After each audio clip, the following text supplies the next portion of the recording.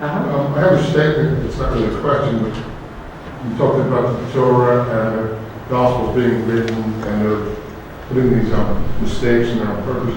There's a tradition among scribes of the Torah, which are always handwritten, to always have a mistake put into the Torah to show man's imperfection. It would be arrogant for a Hebrew scribe to ever try to say, this is perfect. There's only God who creates something perfect. Well, see, that's a really good, I'm glad you brought that up. I'm glad you brought that up. I think that's a really good point. Just a sin of arrogance. Because, see, the Muslims believe that the Quran is the divine word of God, and therefore they believe that to put a mistake in it would be of the greatest transgression. In other words, that it is a sacred trust.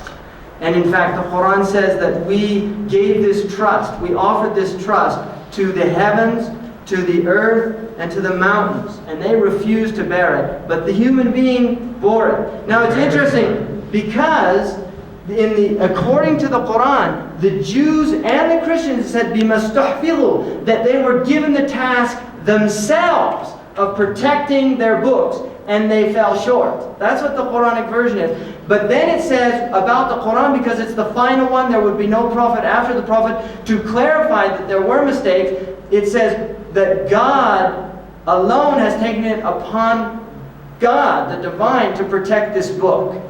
So the Muslims actually believe that it is divinely protected for that very reason. And I'm really glad you brought up that point, because I think it's a very pertinent point.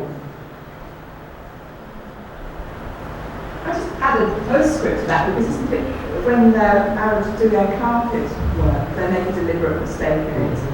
Right. So that's a similar thing. A carpet with a mistake's worth a lot more than a carpet that's made by a machine in Belgium. Anything else?